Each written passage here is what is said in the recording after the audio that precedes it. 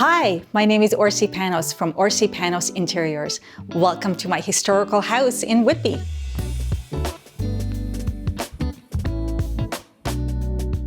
I had always wanted to own a beautiful property in downtown Whitby, which is known for its historical grid. And as soon as I walked in, I knew this was the one that I had been waiting for.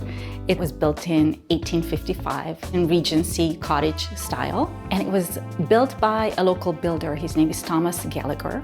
It was beautiful in its time, but through previous ownerships, it kind of lost its style. And I just felt called to bring it back to what it's meant to be. So the beautiful English classical cottage style. I love the fact that it's a compact house. It's modest, but it has beautiful character, and it's got beautiful oversized windows. It's got a center hall design, and it's under 1,400 square feet. So it's like the perfect size. The light is amazing. There's beautiful natural light that flows in throughout the day.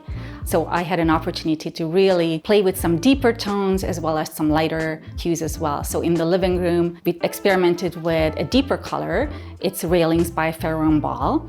And the wood-burning fireplace is original, and that mantle was in place when I bought the house. It was one of the things that I fell in love with. One of the quintessential approaches to a classical English look is layering textures and patterns. It is my personal favorite way of decorating a space. I sourced this antique rug that has a strong pattern which laid the foundation for all the pieces that are on top of it. I have some antiques that are layered in there, as well as a beautiful, comfortable sofa that is upholstered in a bold hue in a velvet textural fabric, as well as the toss pillows, add a little bit of whimsy. And I do play with the idea of the 80-20 rule. So I didn't want it to be too much leaning towards classical. So in the living room, I have this very modern boucle chair, which is very comfortable. And I just feel like it's that punch that wakes up the space and creates a little bit of that edginess. The living room is a long and narrow space, spacious at the same time. And I felt that the best way to approach the furnishing of the space was to split it into two different functions. So one area is the sitting area, and then towards the windows at the end created a work zone with a couple of desks and a couple of chairs that look outside to the street. Thanks for watching. This house tour is presented by Scotties Supreme. Can a tissue box really be a decorating accessory? Yes, it can, when it's from the House & Home designer series of Scotties Supreme. The kitchen that we see now used to be a significantly smaller space. We combined the kitchen and the old dining room together. I love that we opened up the space because the light is just magnificent now. We get the beautiful eastern sunshine and can actually watch the sunset from the windows as well. My approach to the kitchen was to pay homage to a quintessential British kitchen. I actually went to London when I bought this house to get inspired and to really bring that sense back into this space. So classic shaker style, the open shelving. Also, the furniture style island is another element that I really wanted to introduce here, as well as bringing in antiques. So one of the cabinets that are against the wall, instead of doing a fitted kitchen, it's just a beautiful antique that we put in place for additional storage, as well as it serves as a serving station. The kitchen colors were another opportunity for me to just play with abandon. The wall cabinetry is railings, and then we have a neutral mixed in. And the island is this saturated blush stone, which I thought was just the perfect punch of color. The wall treatments are quite neat. We have this amazing custom wallpaper, which came from a couple of ladies that I met at Maison Objet in Paris.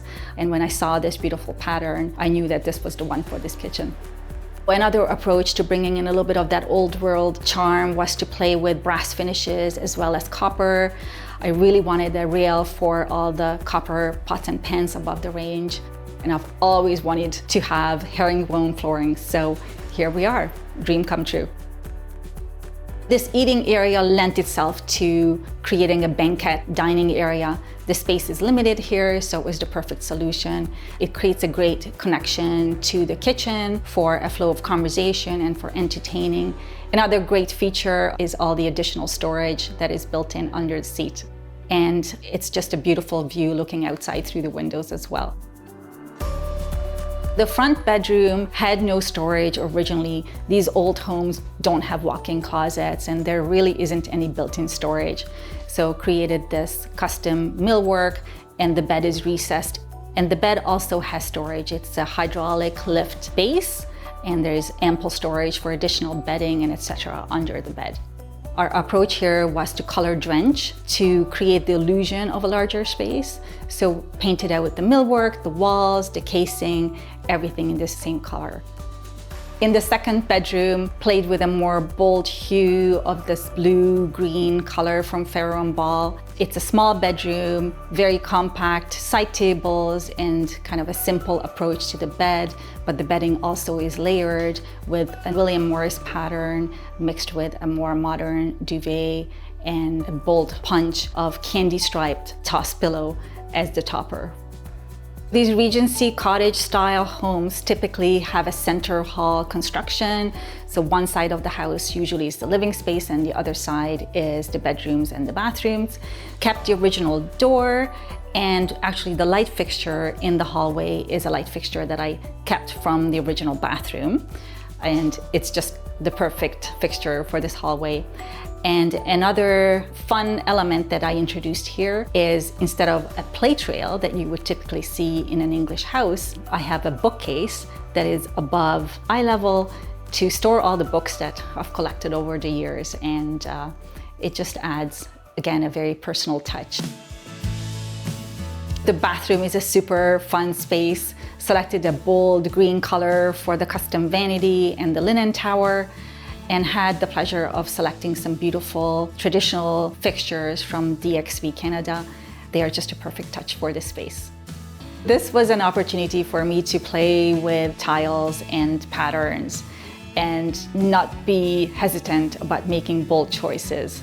I was really drawn to the small checkerboard tiles that we see on the floor and fell in love with these amazing floral pattern tiles for the wall, and ended up combining some solids with the pattern and decided to do color blocking at a 3/4 height just to bring the eye up. It is a small space and I wanted to create again the illusion of more space by bringing the eye up.